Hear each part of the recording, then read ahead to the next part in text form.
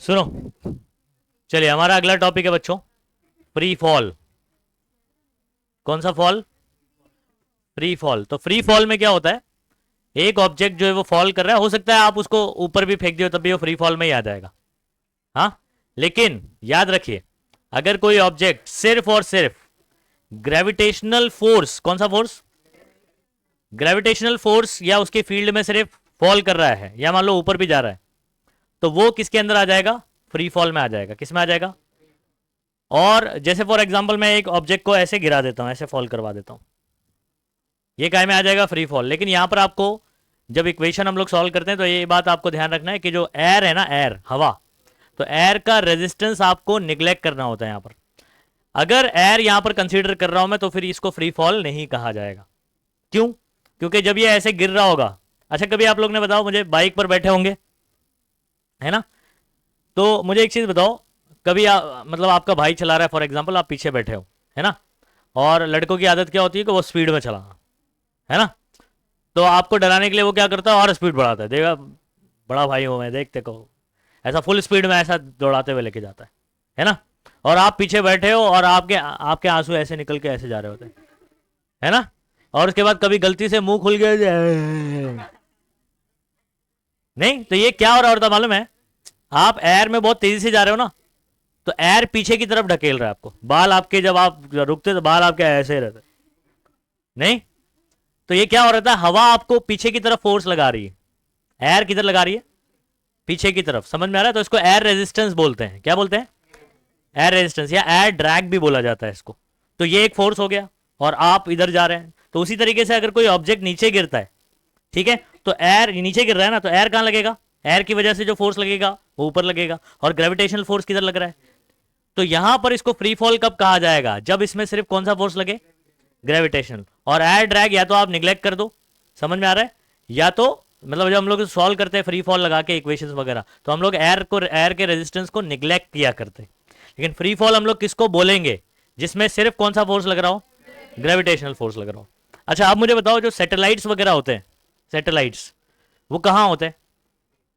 Space में होते हैं। मतलब देखो ये मेरा अर्थ है, अरे ये कैसे हो गया, ये आपका जो है ना अर्थ है, इसके ऊपर मालूम है आपके पास कि एटमॉस्फियर है। क्या है?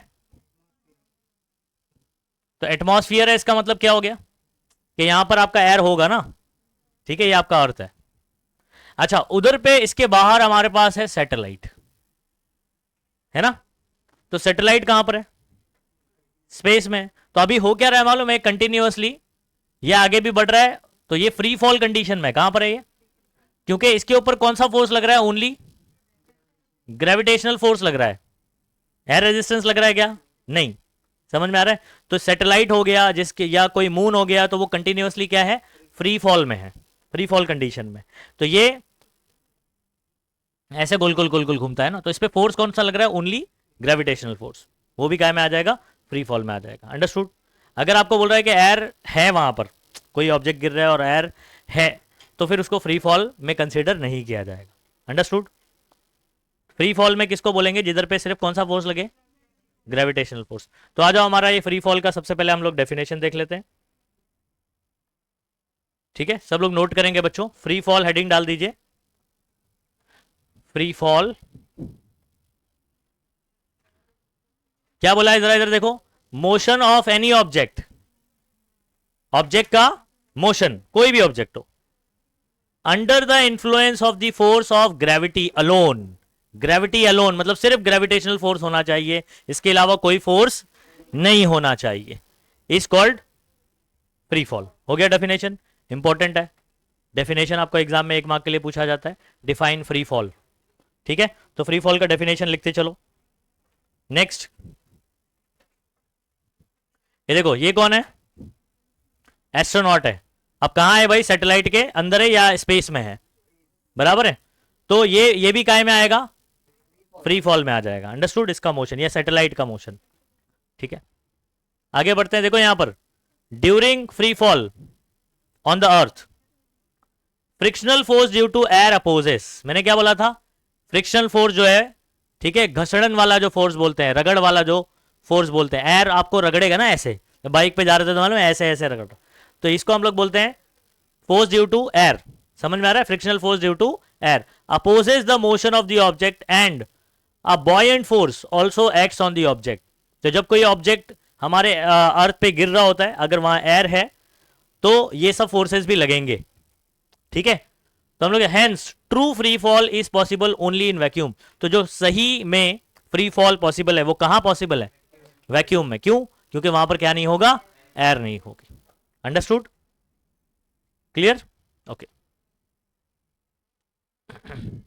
उसके बाद और क्या पॉइंट बोल रहे हैं हम लोग बच्चों, moon and artificial satellite are moving only under the influence of gravitational field of the earth, they are in free fall.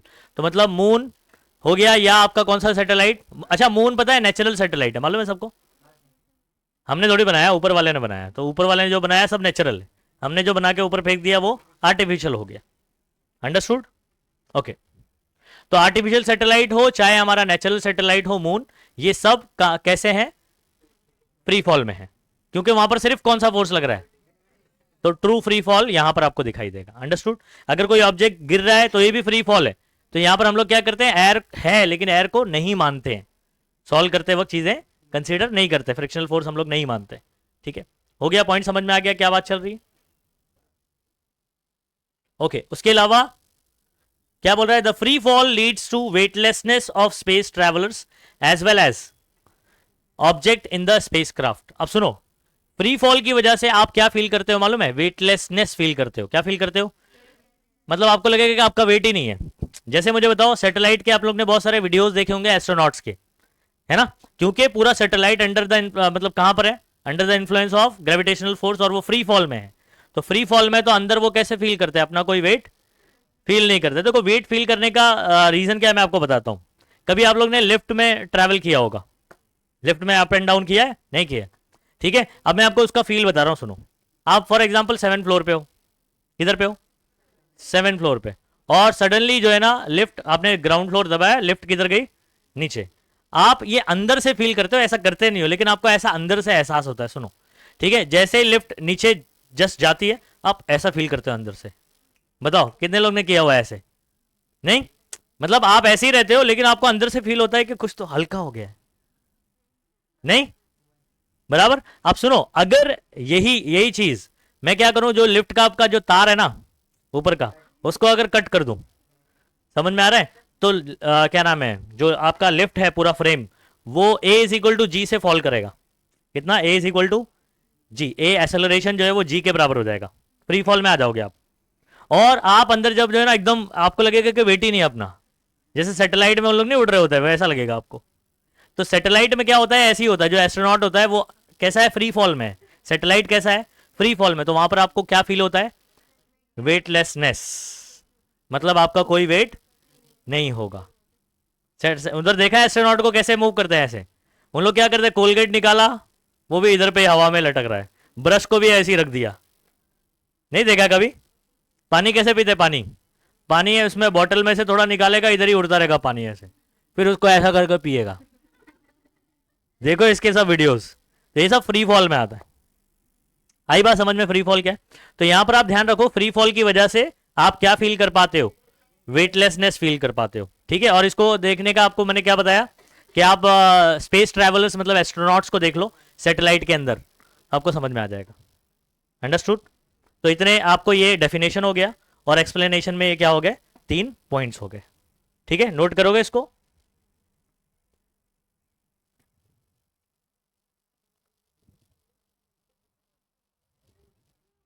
चलो नोट करें फटाफट से। तो फ्री फॉल में इतना लिख दिया, आपका फ्री फॉल का शॉर्ट नोट भी हो गया, डेफिनेशन भी हो गया, ठीक है।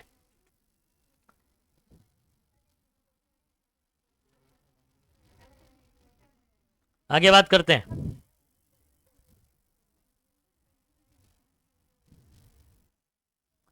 ओके, क्या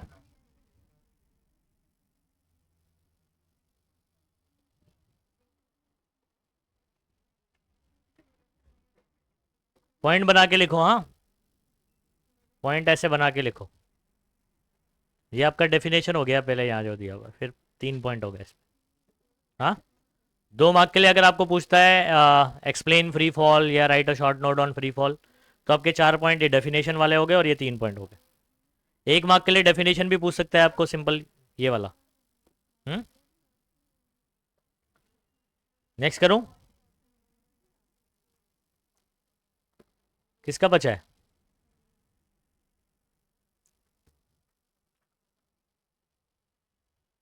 हम्म।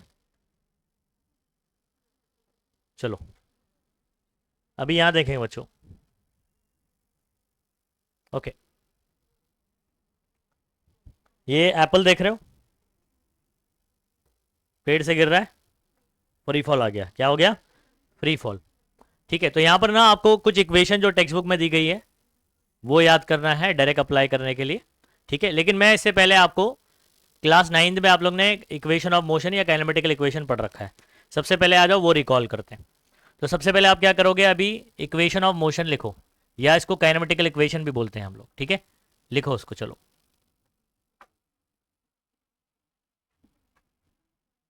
काइनेमेटिकल इक्वेशन, और इसको इक्वेशन ऑफ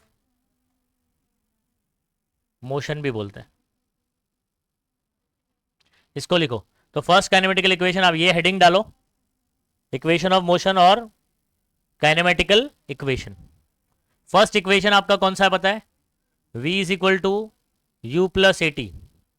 सेकेंड इक्वेशन है s is equal to u T plus half A T square. और जो थर्ड इक्वेशन आपको याद करना है वो है v square is equal to u square plus 2as। सबसे पहले ये 3 इक्वेशन लिख लो और इसको याद कर लो, फिर आगे की कहानी आपको समझ में आएगी।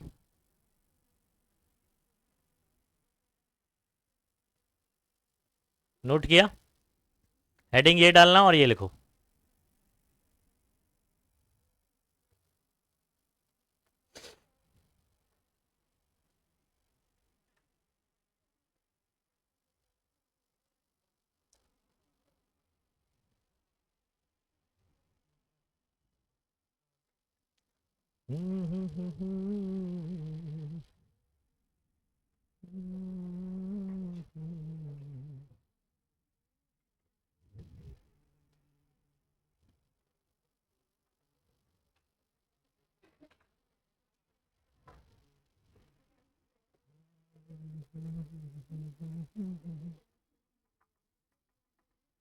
चलो इक्वेशन ऑफ मोशन बताएंगे सभी बच्चे।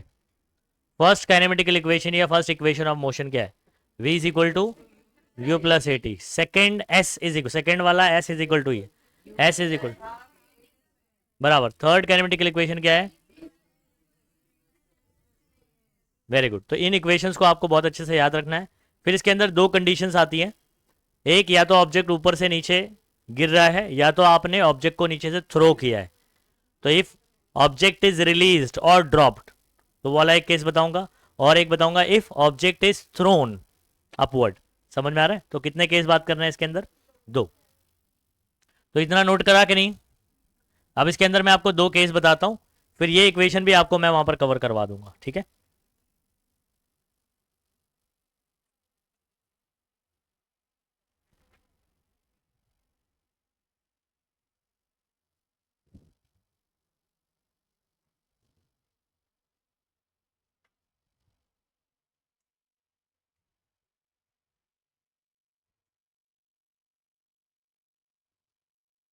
ओके,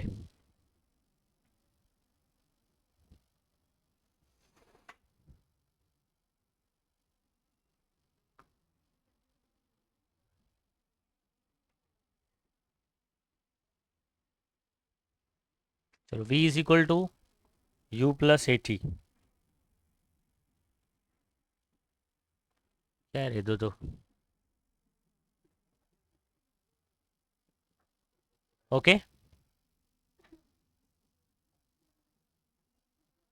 ये सबने नोट किया? अब यहां पर देखो, आपको मैं केस बता रहा हूं, सुनो। ठीक है, इसके अंदर 2 केस आपको डिस्कस करना है। केस 1, पहला केस कर देते हैं यहां पर। If the object is released और ड्रॉप्ड from certain height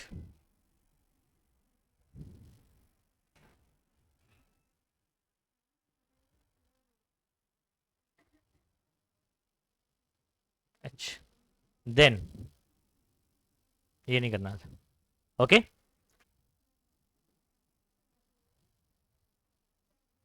अब सुनो बात को। कंडीशन आपके पास ये है, ये मेरे पास कोई एक ऑब्जेक्ट है, ऊपर से नीचे ये आपका ग्राउंड है।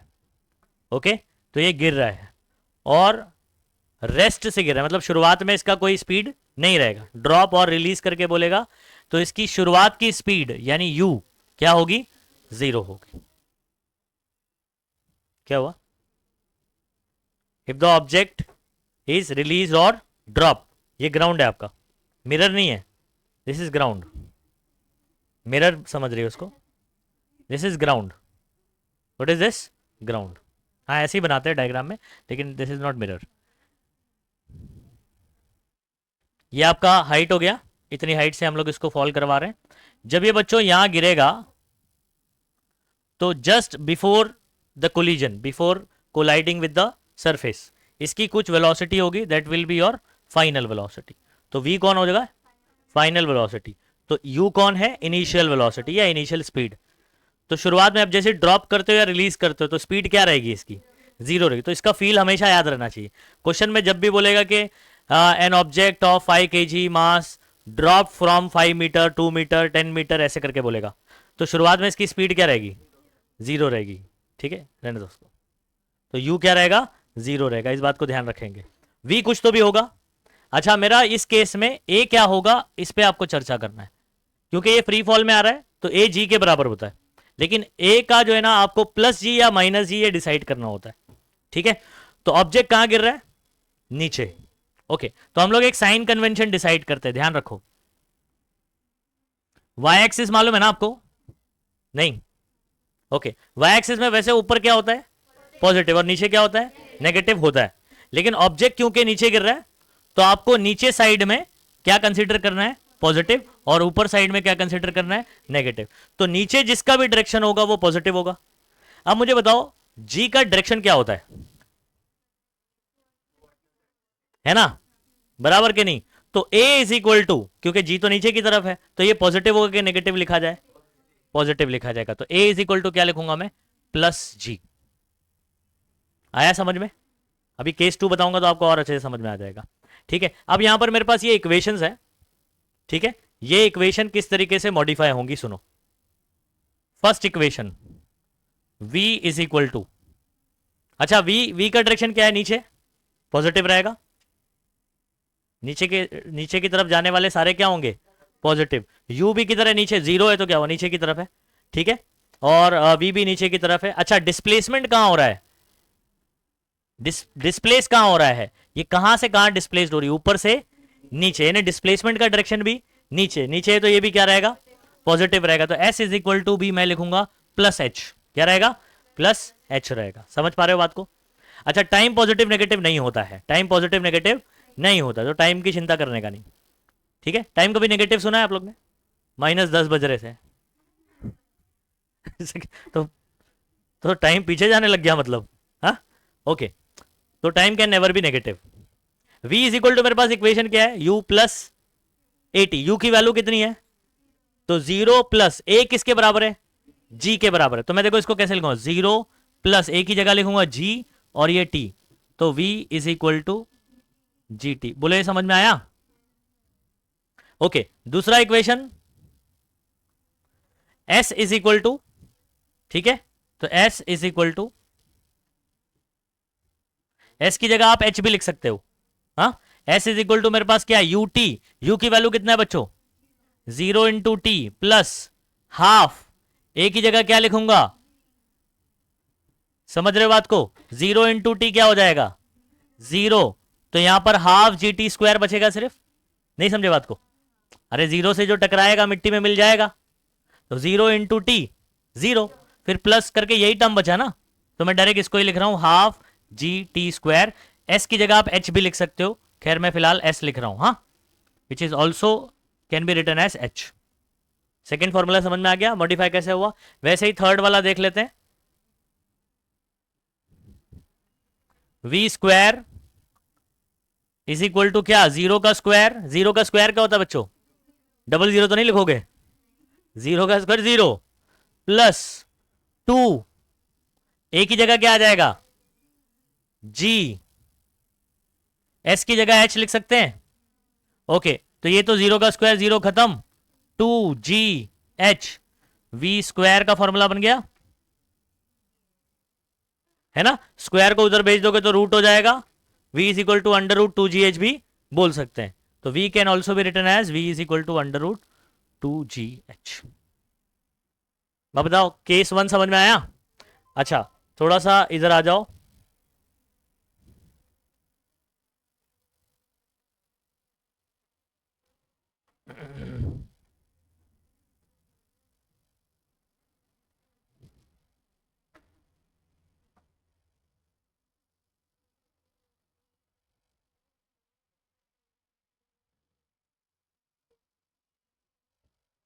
इसमें खुला रहना चाहिए ना यार इसको।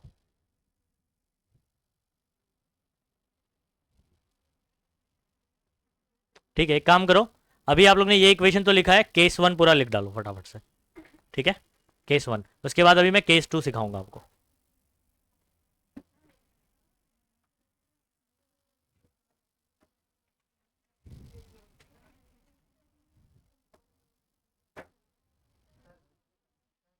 बोलो।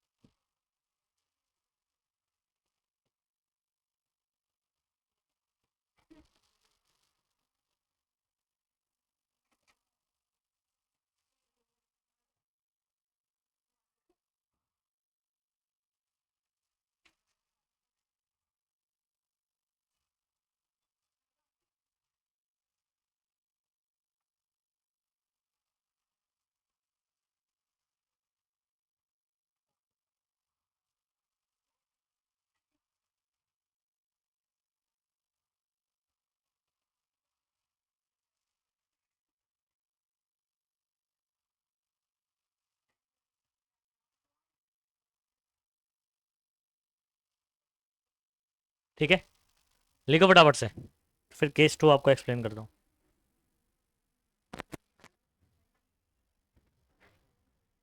चलिए सेकंड केस क्या है, रीड कर लिया आपने। Object is thrown vertically upward, मतलब वर्टिकल समझ में आता है ना, एकदम ऊपर ऐसे फेंका गया। आगे चल के आप ये भी केस देखोगे, इसमें आपको जो है ना बिल्डिंग के ऊपर से हॉरिजॉन्टल फेंक दिया, या आपने कुछ 45 एंगल बना के, जैसे क्रिकेट में नहीं बॉल फेंकते हैं हम लोग ऐसे, समझ आ रहा है, तो वो लेकिन अलग मोशन है, वो प्रोजेक्टाइल मोशन आ जाता है। वो मोशन इन टू डायमेंशन बात करेंगे तभी बात होती है, तो क्लास 11th में बात करेंगे उसको, अगर गलती से साइंस लिया तो। ठीक है, अब इधर सुनो, ये एक ऑब्जेक्ट है, मैंने एरो ऊपर बनाया, मतलब कहाँ फेंक रहे हो आप इसको, कितनी, हाँ नीचे से ऊपर फेंक रहे हैं, कितनी स्पीड से फेंक रहे हो, यू से, तो यू कौन हो गया, इनिशियल वेलोसिटी। अच्छा थोड़ी देर के बाद ये ऑब्जेक्ट जैसे मैं इसको ऊपर फेंकता हूँ, ठीक है, यहां से आपने फेंका, ये देखो इतनी हाइट पे जाने के बाद इसकी स्पीड क्या हो जाएगी, जीरो, फिर वो वापस कम बैक करेगा, नहीं, तो ये कुछ हाइट के बाद जाने के बाद उसकी फाइनल स्पीड क्या हो गई, जीरो, और उसके बाद वो क्या जाता ही रहा कि आ गया वापस, आ गया ना वापस। तो यहां पर जब आपने देखा तो स्पीड जीरो हो गई और उसके बाद वो कम बैक करता है। ठीक है, तो वही सेम सेम सिचुएशन है, तो एच हाइट पे जाने के बाद इसकी फाइनल स्पीड क्या हो गई, जीरो हो गई, और उसके बाद वो वापस कम बैक करेगा। अच्छा यहां पर अगर मैं फर्स्ट इक्वेशन बनाना चाहूं बच्चों, v इज इक्वल टू हमारे पास क्या है, u प्लस ए टी है कि नहीं है ना। a को जरा डिसाइड करो, a इज इक्वल टू जी तो होता है, लेकिन प्लस जी होगा या माइनस जी होगा, साइन कन्वेंशन से डिसाइड करो। मुझे बताओ ऑब्जेक्ट कहां फेंका आपने, ऊपर, तो ऊपर का डायरेक्शन क्या लोगे? पॉजिटिव। और नीचे क्या लोगे? अच्छा मुझे बताओ जी का डायरेक्शन क्या है? जी का डायरेक्शन क्या है? ऑलवेज टूवर्ड दिस है, मतलब डाउनवर्ड है। और डाउनवर्ड फिर साइन कन्वेंशन क्या आएगा? माइनस आएगा ना, तो ए इज इक्वल टू आप क्या लिखोगे? माइनस जी। कुछ आया समझ में? जिसका डायरेक्शन नीचे होगा वो नेगेटिव होगा, और जिसका डायरेक्शन ऊपर होगा वो क्या होगा? पॉजिटिव होगा। अच्छा यू किधर है? ऊपर ना, ऊपर जा रहा है, तो ये क्या होगा? पॉजिटिव। अब वी की वैल्यू तो जीरो है, तो उसके बाद पॉजिटिव लिख दो, नेगेटिव लिख दो, कोई। आया समझ में? नहीं आ रहा है? जिस डायरेक्शन में ऑब्जेक्ट को फेंकोगे, चाहे नीचे चाहे ऊपर, इससे पहले वाला केस याद करो, ऑब्जेक्ट कहां गिर रहा था? नीचे। तो नीचे पॉजिटिव माना था और ऊपर क्या माना था? नेगेटिव। ये साइन कन्वेंशन बोलते हैं इसको, साइन डिसाइड करना होता है। तो नीचे जिसका भी डायरेक्शन होगा वो पॉजिटिव होगा, ऊपर जिसका भी डायरेक्शन होगा वो क्या होगा? नेगेटिव होगा। अब यहां पर बताओ जी नीचे की तरफ होता है, तो मैंने क्या ले लिया? ए इज इक्वल टू प्लस जी। ठीक है, डिस्प्लेसमेंट कहां हो रहा है? नीचे की तरफ, तो एस इज इक्वल टू क्या लिखा आपने? Plus H. अच्छा इधर आ जाओ, यहां पर आपने किधर फेंका है? ऊपर। तो ऊपर वाला क्या ले लेना है? पॉजिटिव। और नीचे क्या ले लेना है? नेगेटिव। मतलब ऑब्जेक्ट का जो डायरेक्शन ऑफ मोशन होगा उस डायरेक्शन को आपको पॉजिटिव मानना है और उसके अपोजिट को क्या मानना है? नेगेटिव। और उसके हिसाब से साइन डिसाइड करना है। अब जी किधर एक्ट करता है? डाउनवर्ड। साइन कन्वेंशन के अकॉर्डिंग नीचे कौन आएगा? नेगेटिव। तो ए इज इक्वल टू क्या लिखा जाएगा? माइनस जी। ऑब्जेक्ट कहां मूव कर रहा है? ऊपर, तो वेलोसिटी का डायरेक्शन किधर होगा? ऊपर, तो यू क्या हो जाएगा? पॉजिटिव, जिसका भी डायरेक्शन ऊपर है। अच्छा डिस्प्लेसमेंट कहां हो रहा है बच्चों? ऊपर। डिस्प्लेसमेंट कहां हो रहा है? ऊपर। अब ऊपर मैंने क्या माना हुआ है? तो एस इज इक्वल टू क्या हो जाएगा? Plus H. इसके अकॉर्डिंग ये लाइन ड्रॉ किया है कि नहीं आपने? इसको साइन कन्वेंशन बोलते हैं। क्या बोलते हैं?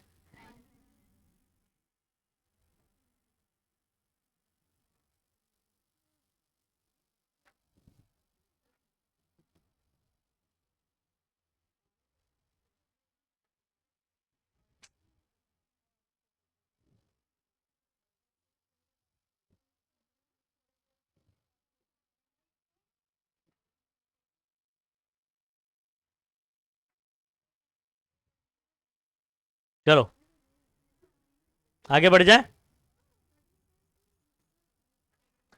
सुनो, v कितना है बताओ सिचुएशन में? जीरो। तो इसकी जगह क्या आ गया? जीरो। u पॉजिटिव रहेगा आपका, u की जगह u ही लिखूंगा मैं। a की जगह क्या लिखूंगा बताओ? माइनस जी। t वैसे ही रहेगा। हाँ सही बात है यहां तक? Plus minus, minus G T को उधर भेज दूंगा तो क्या हो जाएगा? प्लस जी टी हो जाएगा। तो मतलब G T is equal to आपका क्या आ गया? ठीक है, यहां से एक फाइनल इक्वेशन बनाना, u is equal to ji T. यहां पर v is equal to ji T था, यहां पर u is equal to ji T. क्यों? सोच के बताओ कि मैं अगर ऑब्जेक्ट को फेंकूंगा तो इनिशियल स्पीड होगी ना, फाइनल तो जीरो होगी। तो इनिशियल स्पीड का फॉर्मूला बनेगा। तो आपको पूछेगा कि एक ऑब्जेक्ट है, ये बोल देगा कि टी टाइम में यानी 5 सेकंड में एक पर्टिकुलर हाइट पर पहुंच जाता है और उसकी फाइनल स्पीड क्या हो जाती है? जीरो हो जाती है। तो बताओ कितनी स्पीड से आप फेंकोगे? तो यू, जी कितना लेंगे? अप्रोक्सीमेटली 10 भी लेना होता है, 9.8 जैसा क्वेश्चन में बोलता है वैसे लेना होता है। तो इंटू क्या कर देंगे? टाइम आपको दिया जाएगा 5 सेकंड 10 सेकंड जो भी, इंटू कर देने का, खत्म। चलो second formula, S is equal to क्या है बच्चों? U T plus half A T square, यही है। अब मुझे बताओ यू तो ऐसी रहेगा, टी भी ऐसी रहेगा, ए की जगह क्या लिखूंगा बताओ? तो माइनस यहां फॉर्मूले में कर दूं क्या डायरेक्ट? एक स्टेप लिखूं, यू टी प्लस माइनस क्या हो जाएगा? Minus half G T square. S, S की जगह एच भी लिख सकते हो आप। तो फॉर्मूले में क्या चेंजेस आया देख लो, s is equal to u t minus half G T square. आया समझ में कि बत्ती गुल? ओके, तीसरा इक्वेशन क्या करेंगे?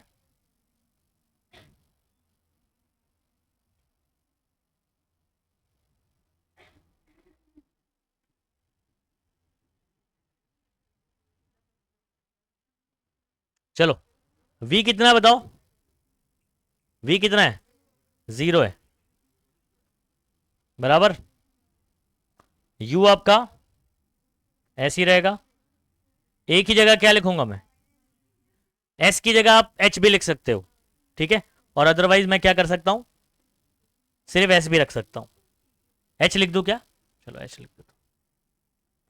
अच्छा इधर ध्यान देंगे सभी बच्चे, प्लस माइनस क्या हो जाएगा, -2GH, इधर आएगा तो क्या होगा, ओके। तो 2GH इज इक्वल टू क्या बचेगा, यू स्क्वायर, स्क्वायर इधर कर दूंगा तो रूट हो जाएगा, तो यू का फॉर्मूला क्या बन जाएगा, कुछ आया समझ में कि नहीं। जैसे हमारा यहां पर फॉर्मूला बन रहा था V square is equal to 2GH, वैसे ही ये वाले केस में बनेगा U square is equal to 2GH और U is equal to under root 2GH।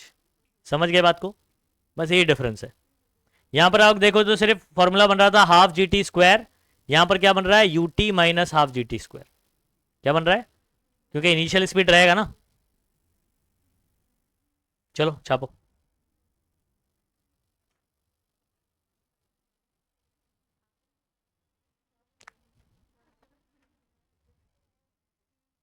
और u की जगह अगर मैं जी टी रखूंगा तो G T square, 1 GT square minus half G T square, again half G T square से भी आ जाएगा आंसर आपका, ठीक है। ए फर्दर देखो यहां पर एक और चीज बता देता हूं, ये u कितना आया बताओ आपका, u जी टी। तो अगर मैं ये u की जगह पर इधर पे जी टी रख दूंगा तो क्या क्या सोल्यूशन आएगा जरा बताओ। ये u की जगह पर अगर जी टी रख दिया into T minus half G T square, ये जी टी स्क्वायर हो जाएगा कि नहीं, और minus half G T square, इसके आगे कुछ नहीं है मतलब 1 है, जी टी स्क्वायर दिखाई दे रहा है, ये 1 GT स्क्वायर है, ये हाफ जी टी स्क्वायर है। अगर एक में से आधा चला जाएगा तो कितना बचेगा, बराबर। तो आपका बचेगा हाफ, मतलब एस का फॉर्मूला अगेन यहां पर क्या आने वाला है, यहां पर क्या आया था हाफ जी टी स्क्वायर, वहां क्या आएगा हाफ जी टी स्क्वायर, हो गया। इधर पे v का फॉर्मूला क्या पढ़ते हो, gt, इधर u का फॉर्मूला क्या पढ़ोगे, gt। इधर पे v स्क्वायर का फॉर्मूला 2gh, उधर u स्क्वायर का फॉर्मूला, कुछ आया समझ में, u square is equal to 2gh, ठीक है। अब इसमें जो है ना थोड़ा सा बाइफर्केशन कर लो आप लोग, ठीक है। ये आपका हो गया, और उसके बाद ये यहां तक पूरा सॉल्व करोगे, हाँ ठीक है, सेकंड वाला ये पूरा, और ये आपका थर्ड, फर्स्ट सेकंड पूरा यहां तक सॉल्व होगा, फिर थर्ड ये पूरा। हम्म। और जो एरो बताया मैंने वो वैल्यू सब्सटीट्यूट किया हुआ है और कुछ नहीं, जैसे मैंने u is equal to ji T इधर पुट किया है ना, फिर फाइनल फॉर्मूला आपका ये बना। चलो फटाफट करेंगे।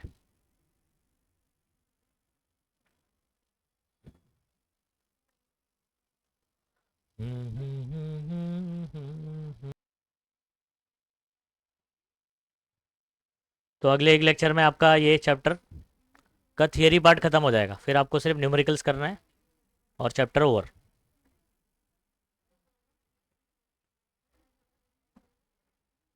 ठीक है, चलो सभी बच्चे अब इक्वेशन ऑफ मोशन याद करेंगे। केस 1 के 3 इक्वेशन याद करना है, केस 2 के भी 3 इक्वेशन याद करना है। सबसे पहले इक्वेशन ऑफ मोशन याद कर लो in general, v is equal to you plus A t, s is equal to u T plus half A T square, v square is equal to u square plus 2as, ठीक है। ये अगर अच्छे से by heart है तो इसी को सॉल्व करके अपने को दो केस में इक्वेशन बनानी होती।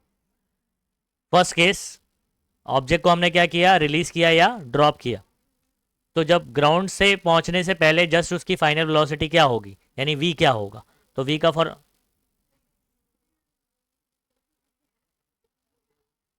Case 1 object it is dropped, तो फ्लोर पे पहुंचने से जस्ट पहले उसके पास वेलोसिटी क्या होगी, v is equal to ji T, shortcut बनाया ना, v is equal to you plus A T है, उसको सॉल्व करके केस 1 में क्या बनाया, v इज इक्वल टू जी की डायरेक्ट वैल्यू रखना है, टाइम दिया हुआ है वो रख देना, मल्टीप्लाई करना, आंसर आ गया।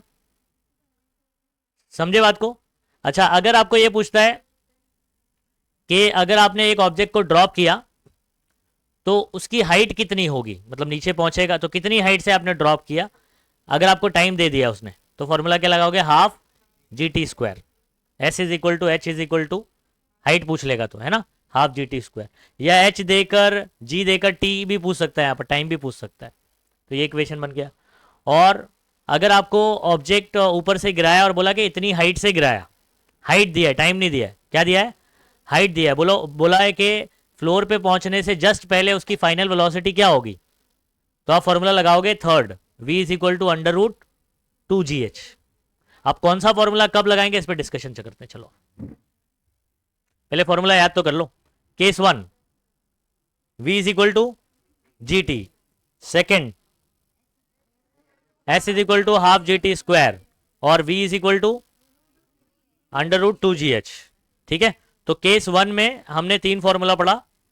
अच्छा यहां से भी v मिलेगा, v is equal to ji T से भी क्या मिलेगा, अगर आपको g और t की वैल्यू पता है तो क्या मिल जाएगा, v मिलेगा। और अगर आपको यहां पर g और h पता है तो भी क्या मिलेगा, v मिलेगा। अब क्वेश्चन में अगर आपको हाइट देता है कि आपने 10 मीटर हाइट से एक ऑब्जेक्ट को गिराया, बताओ ऑब्जेक्ट से ऑब्जेक्ट का वेलोसिटी क्या होगा फ्लोर से पहुंचने से जस्ट पहले, यानी फाइनल वेलोसिटी पूछ रहा है। कौन सा फॉर्मूला, ये लगाओगे या ये लगाओगे, जल्दी से बताओ। ये वाला लगाएंगे, क्यों, क्योंकि क्वेश्चन में क्या गिवन है, हाइट गिवन है, तो हाइट गिवन है तो हाइट वाला फॉर्मूला लगाओ v के लिए, है ना, ये वाला v is equal to under root 2gh। अच्छा अगर आपको बोलता है कि एक ऑब्जेक्ट को आपने कुछ हाइट से गिराया, सर्टन हाइट से गिराया, हाइट बोला नहीं है कितना, लेकिन बोला कि ये फ्लोर पे पहुंचने से पहले या फ्लोर पे 5 सेकंड में पहुंच जाता है, कितने सेकंड में पहुंच गया, तो क्या गिवन दिया, टाइम, और पूछ रहा है कि फाइनल वेलोसिटी क्या होगी, तो क्या कौन सा फॉर्मूला लगाओगे, फर्स्ट वाला जीटी लगा दोगे। आई होप समझ में आ रहा है। अब सुनिए, अगर आपको बोलता है कि एक ऑब्जेक्ट 5 सेकंड में नीचे गिर जाता है, कितने देर में, 5 सेकंड में गिर जाता है, तो आप बताइए कि वो कितनी हाइट से गिरा होगा, तो सेकंड वाला लगेगा एस, और या एच इज इक्वल टू क्या फॉर्मूला है, half G T square. I hope समझ में आ रहा है क्या सवाल पूछेगा और कैसे इसको अप्लाई करेंगे। अंडरस्टूड। टाइम गिवन है, v पूछ रहा है, v is equal to ji T. Height given है, v पूछ रहा है, v is equal to under root 2gh। Time given है और हाइट पूछ रहा है, हाफ जी टी स्क्वायर। कहानी खत्म। ठीक है, यस एवरीबॉडी, ओके। अब मेरे पास कौन है, केस 2। तो केस 2 में ऑब्जेक्ट को नीचे से ऊपर फेंका जाएगा, मतलब ऑब्जेक्ट इज थ्रोन वर्ड इस्तेमाल करेगा। क्या वर्ड इस्तेमाल करेगा, थ्रोन, तो फेंका है आपने वर्टिकली अपवर्ड। ठीक है, यहां पर क्या वर्ड इस्तेमाल करेगा, ड्रॉप्ड और रिलीज्ड। इधर पे थ्रोन नहीं बोलेगा, तो ड्रॉप्ड बोलेगा और रिलीज बोलेगा तो केस 1, और अगर आपको थ्रोन बोलता है तो केस 2 पर आ जाना है। तो यहां पर मुझे बताओ, इनिशियल वेलोसिटी तो कुछ होगी ना, जब आप फेंकोगे तो कुछ वेलोसिटी से फेंकोगे, लेकिन धीमे धीमे इसकी स्पीड क्या होती जाएगी, कम होती जाएगी। क्यों कम होती जाएगी, ग्रेविटेशनल फोर्स नीचे खींच रहा है, तो स्पीड क्या होती जाएगी, कम होती जाएगी। एक सर्टन हाइट पे इसकी फाइनल स्पीड क्या हो जाएगी, 0 हो जाएगी, और फिर वापस वो फॉल बैक करेगा। तो यहां पर आपको केस में याद रखना, थ्रोन वाले केस में v 0 रहेगा। तो फिर फॉर्मूला किसका बनेगा, कितनी स्पीड से फेंका ये पूछा जाएगा। आपको बोल रहा है कि ये 5 सेकंड में एक पर्टिकुलर हाइट पर पहुंच जाता है और उसके बाद वापस कम बैक करता है, तो यानी कितनी देर में पहुंच गया ये, 5 सेकंड में, तो t गिवन है, और आपको पूछ रहा है कि कितनी स्पीड से फेंका होगा आपने, तो इनिशियल स्पीड आपको पूछेगा, तो u is equal to ji T बनेगा। वहां v is equal to ji T था, यहां u is equal to ji T होगा, है ना। अगर आपको हाइट पूछता है तो सेम ही फॉर्मूला बनाया, यहां पर भी हाफ जी टी स्क्वायर, वहां भी क्या बनता था, अंडरस्टूड।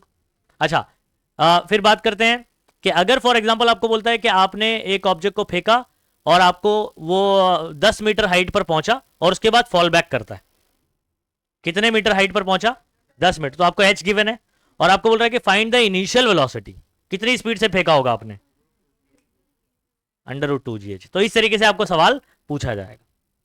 आई बात समझ में। यहां पर क्या पूछेगा, ड्रॉप करेगा, ये बोल देगा क्वेश्चन में, तो आप सबसे पहले क्वेश्चन में ऐसे आइडेंटिफाई करो कि ड्रॉप वाला केस है या थ्रोन वाला केस है, और आपके बोर्ड एग्जाम में यही टाइप के क्वेश्चन ज्यादा पूछे जाते हैं जो मैंने अभी आपको बताया। समझ में आ रहा है, देख लो सबको बाय हार्ट हो गया अच्छे से।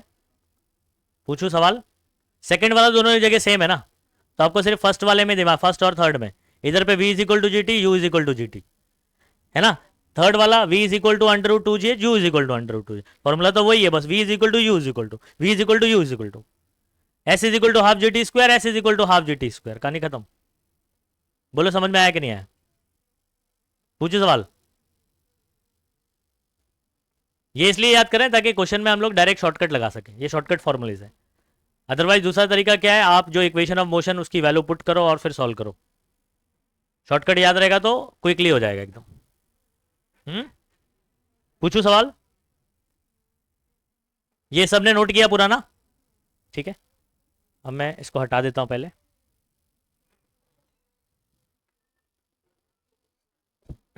चलिए